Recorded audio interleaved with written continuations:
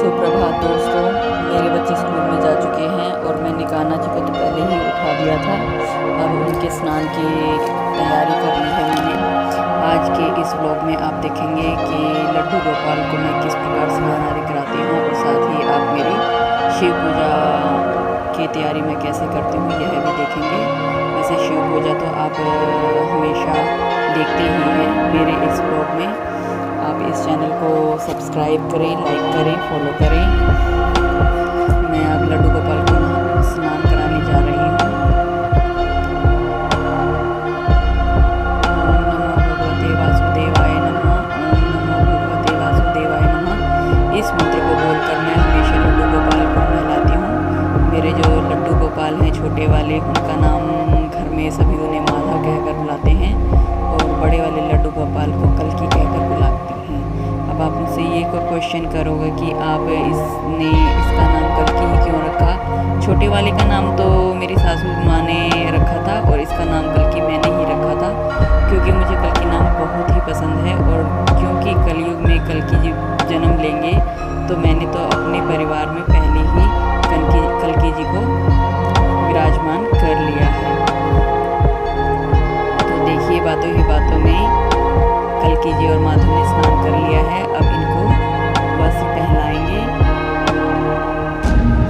राधे राधे राधे राधे राधे राधे राधे राधे का जाप करते हुए सारे काम आसानी से हो जाएंगे।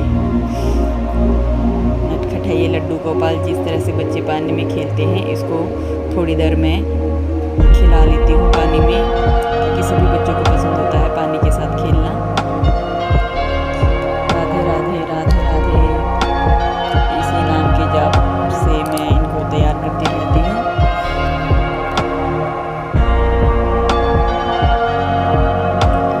सबसे पहले हम छोटे लड्डू गोपाल को तैयार करेंगे। बड़ा ही शरारती है ये, क्योंकि ये तैयार करने में टाइम लेता है। जिस तरह छोटे बच्चे तंग करते हैं ना कपड़े पहनने में, कभी इधर हाथ मारते हैं कभी उधर हाथ मारते हैं, बिल्कुल सेम ऐसे ही करते हैं। इनको लड्डू गोपाल को चाहे कल्कि हो चाहे माधव हो, अगर इनको कोई कपड़ा नहीं पहनना होता तो ये बिल्कुल भी नहीं पहनेंगे। अगर इन्हें मोर मुकुट नहीं पहनना है, पगड़ी नहीं पहननी है, कुछ और पहनना है, तो अवश्य ही जब मैं इन्हें पहनाने लगती हूँ तो वो गिरा देते हैं और मैं समझ जाती हूँ इनको ये चीज़ नहीं पहननी है, तो मैं वो हरगिज़ ही नहीं पहनाती हूँ इन्हें।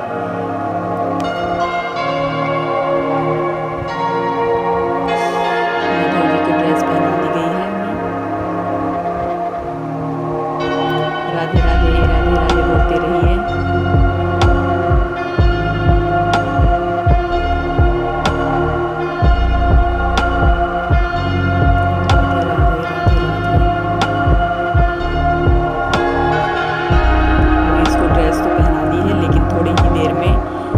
कल्कि को भी ड्रेस पहनाकर इन दोनों का श्रृंगार करेंगे।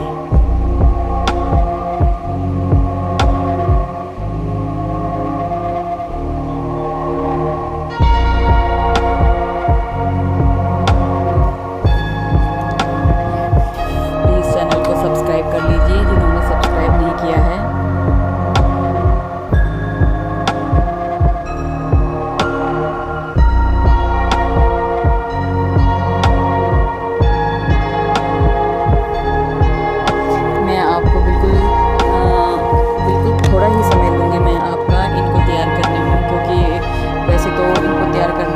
काफ़ी टाइम लग जाता है। इनको इत्र वगैरह लगाना होता है, इनको तेल भी लगाना होता है, इनके सारे काम करने होते हैं। यह सब काम आप मेरी एक और व्लॉग जय श्री कृष्णा लड्डू गोपाल की दिनचर्या में देख सकते हैं। तो वो सिर्फ लड्डू गोपाल के ऊपर ही बनाई हुई है मैंने। तो क्योंकि हमें शिव पूजा भी करनी है तो काफ़ी टाइम लग जाएगा, इसलिए मैं लड्डू गोपाल को आज फटाफट तैयार कर देती हूँ। दिखाना भी होता है कि आप ये पहनोगे या नहीं, किसमें सुंदर लगेंगे। वैसे तो हमारे लड्डू गोपाल सभी चीज़ों में सुंदर लगते हैं, चाहे सिंपल सी पहना दो।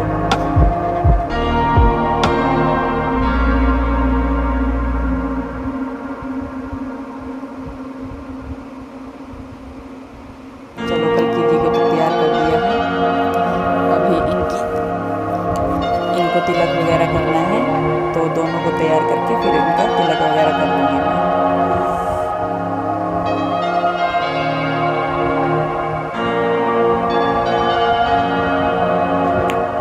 Radhe Radhe Radhe Radhe.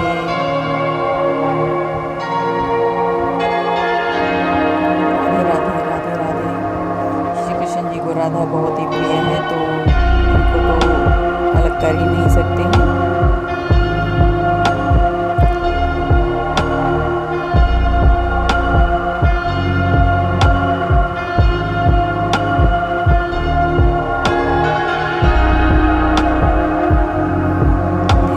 Like and subscribe करते रहिएगा।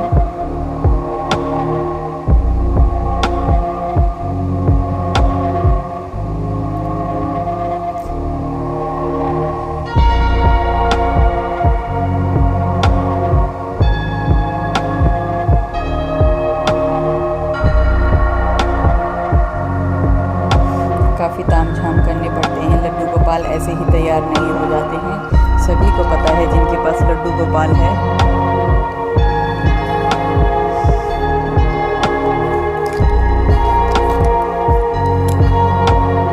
कहते हैं अगर लड्डू गोपाल सीधे ही तैयार हो जाते हैं तो वे आपसे नाराज़ हैं। अगर नखरा उठा के तैयार करते हैं कि कभी पगड़ी गिरा देते हैं, कभी मोर गिरा देते हैं, तो वे खुश हैं। देखिए मेरी शिव पूजा की तैयारी करनी है।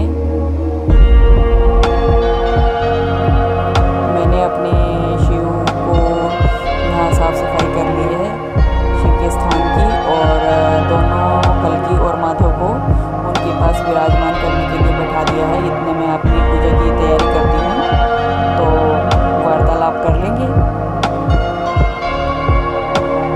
मैंने अपनी पूजा की तैयारी कर ली है और मैं पूजा शुरू कर रही हूँ।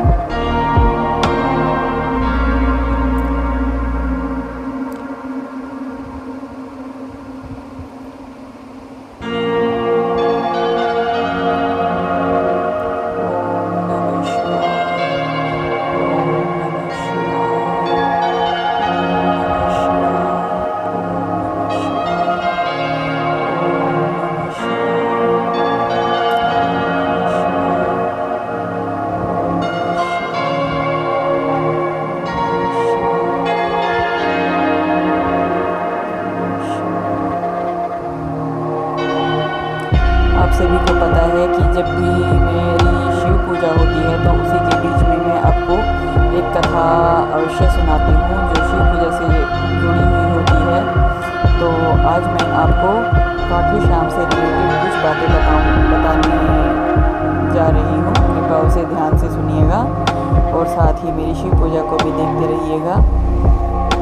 खाटू श्याम जी का इतिहास महाभारत काल से जुड़ा है। जब भी भीम के पुत्र महाबली बर्बरीक ने धर्म के लिए अपना शीशदान कर दिया था, तब भगवान कृष्ण ने उनके इस बलिदान से प्रसन्न होकर उन्हें खाटू श्याम नाम दिया और वरदान दिया कि कलयुग में उनकी पूजा श्याम के नाम से होगी, जो उनकी हर मनोकामना पूर्ण करेगी। राजस्थान के खाटू गांव में उनके शीश की मूर्ति मिली और वहीं आज उनका भव्य मंदिर बना हुआ है। बर्बरीक महाबली भीम और हिडिंबा के पुत्र थे। अपनी माता मोरवी से वचन लेने के बाद उन्होंने 3 अमोघ बाण प्राप्त किए, जिससे वे महान योद्धा बन गए। महाभारत युद्ध में बर्बरीक ने हारने वाले पक्ष का साथ देने की अपनी माता को वचन दिया था और उसका वचन पालन करने की ठानी हुई थी, लेकिन इससे धर्म युद्ध का संतुलन बिगड़ जाता था। इसलिए भगवान कृष्ण ने बर्बरीक से उनका शीश मांग लिया। बर्बरीक ने अपने शीश का दान कर दिया और बदले में श्री कृष्ण के आशीर्वाद से पूरे युद्ध को देखने की इच्छा जताई। बर्बरीक की महान भक्ति और बलिदान से प्रसन्न होकर भगवान कृष्ण ने उन्हें खाटू श्याम नाम दिया और वरदान दिया कि कलयुग में वह अपने नाम से पूजे जाएंगे और सभी की मनोकामना पूरी करेंगे। कहा जाता है कि बर्बरीक के शीश को जब भगवान कृष्ण ने उनसे प्राप्त किया था तो उस राजस्थान के खाटू गांव की ओर फेंक दिया था। एक गाय रोज वहां एक खास स्थान पर दूध गिराने लगी। जब स्थानीय राजा को इस बात का पता चला तो उन्होंने खुदाई करवाई और वहां बर्बरी का शीश मिला। इस शीश को मंदिर के पास के श्याम कुंड में स्थापित किया गया और 1027 ईस्वी में उस स्थान पर मंदिर का निर्माण कराया गया, यानी कि 1027। आज भी लाखों भक्त राजस्थान के सीकर जिले में स्थित खाटू श्याम के मंदिर में दर्शन करने के लिए जाते हैं, जहां उनकी अपार शक्ति, अपार भक्ति के प्रतीक के रूप में पूजा की जाती है। तो दोस्तों, ये सिर्फ मैंने आपको खाटू श्याम जी का इतिहास बताया था। अगर खाटू श्याम जी के बारे में बात करी जाए तो काफ़ी ही समय हो जाएगा और सभी को खाटू श्याम जी के बारे में कुछ ना कुछ नई बातें पता ही हैं। तो अब कभी समय मिलेगा तो हम आपको और नई रोचक बातें बताएंगे खाटू श्याम जी के बारे में। एक बार बोल दीजिए जय खाटू श्याम महाराज की जय। अब हम पूजा को अपनी कंटिन्यू रखते हैं।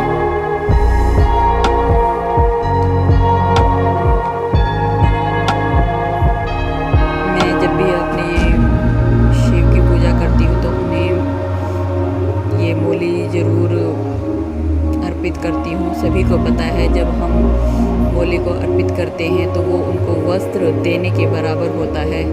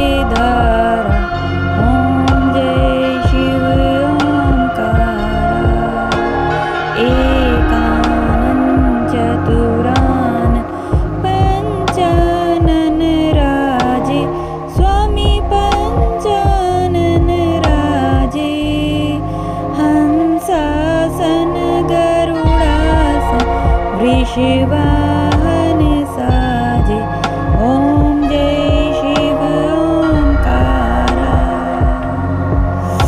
आरती दे देते हैं।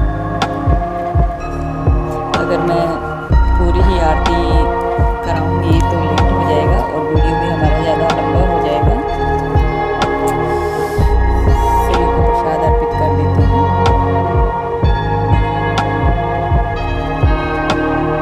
अगर देखिए, सभी की पूजा करने का ढंग अलग अलग होता है, सभी अपने अपने हिसाब से पूजा करते हैं।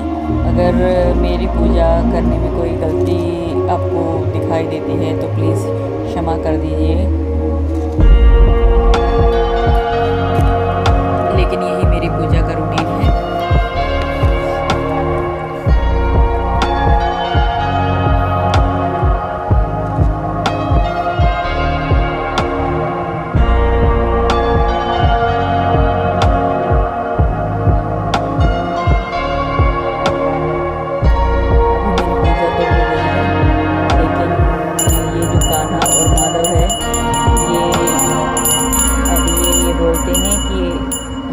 अच्छे कपड़े पहने हुए हैं तो हमारे साथ सेल्फी लो। तो ट्रेंड के हिसाब से कल्कि और माधव की भी सेल्फी लेनी पड़ती है मुझे। ये दोनों ही मेरे साथ सेल्फी खिंचवाएंगे। तो इसी के साथ मेरी ये शिव कथा समाप्त होती है। आशा है आपको यह ब्लॉग अच्छा लगेगा।